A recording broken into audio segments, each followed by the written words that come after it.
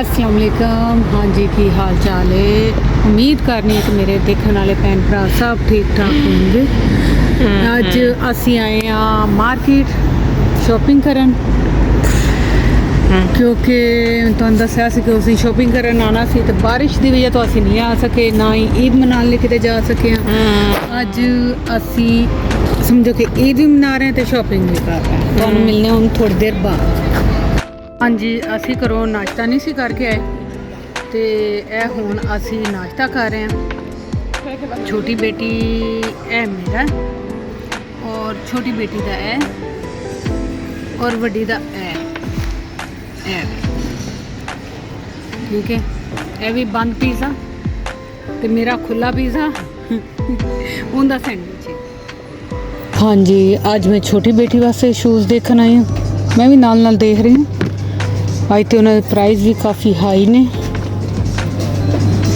मैं कहा चलो तुहानू भी विंडो शॉपिंग करवाइए। बेटी अपना देख रही है।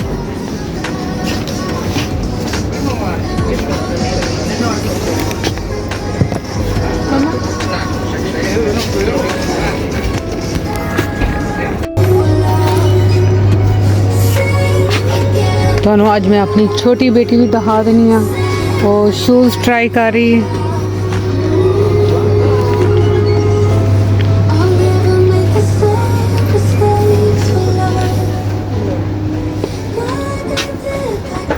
तुसी भी देखो तुहानू केड़ी पसंद आई।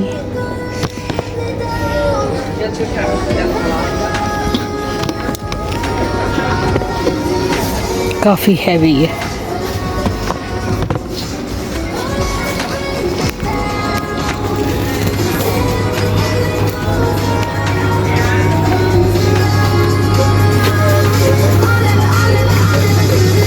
हाँ जी, हुण असी मार्केट च आए हाँ थोड़ी जी शॉपिंग करन लई। बस देख रहे हैं ये और ये नहीं पता बच्चियां उत्थे शूज़ देख के रख आईयां ने बेटियां मेरियां ते हुण गर्मी आ गई साडे कोल भी ते मैं घर ही पहनने वास्ते ना कोई देख रही हाँ अगर कोई मुनासिब मिल गए ते, क्योंकि जिस तरह ही इत्थे जरा को गर्मी हुई इन्हां दे प्राइस बहुत ज़्यादा हाई हो गए हैं।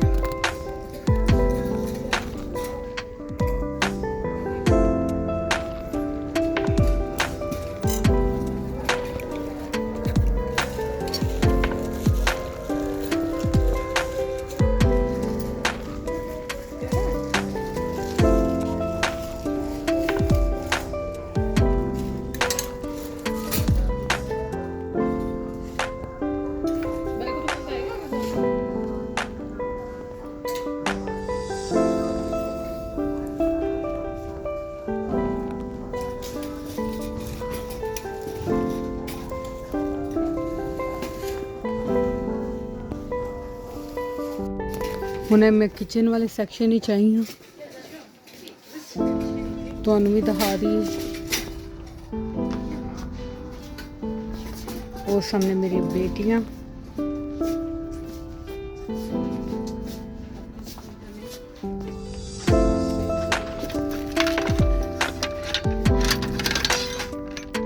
पिज़्ज़ा ट्रे दे छोटी जी।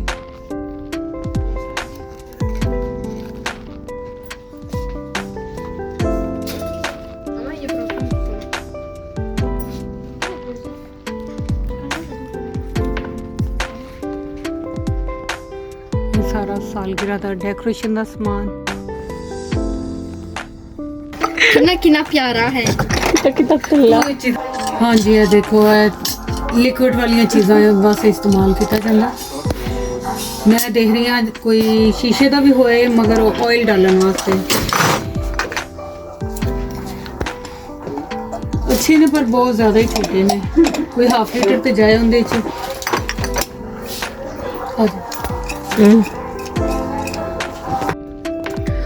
हाँ जी, ये देख लो यह सारा बेकिंग का हैगा।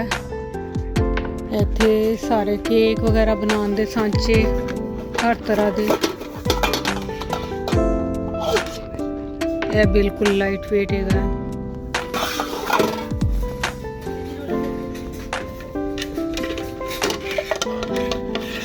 मैं देखो अच्छे बने ने। मैं पहले काफ़ी वीडियो बना ली, जो चेक किया तो वीडियो बनी नहीं सी। ये देखो, ये भी अच्छा बनया है। यह सांचा है, यानी कोई भी चीज़ कोन वगैरह कुछ भी रखने वास्ते ना कि गिरे ना, सारा अच्छा बनाया है।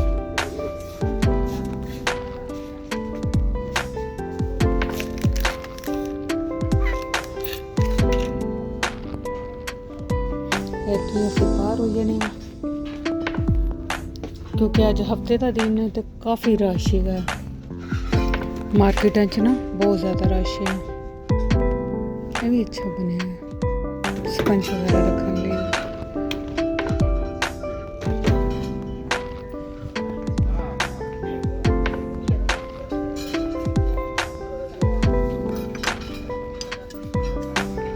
ये सारा जार वाला सेक्शन है।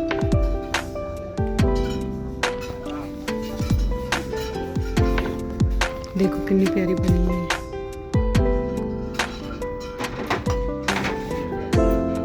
ये कितना प्यारा हल्का जा, ये भी बहुत प्यारा है।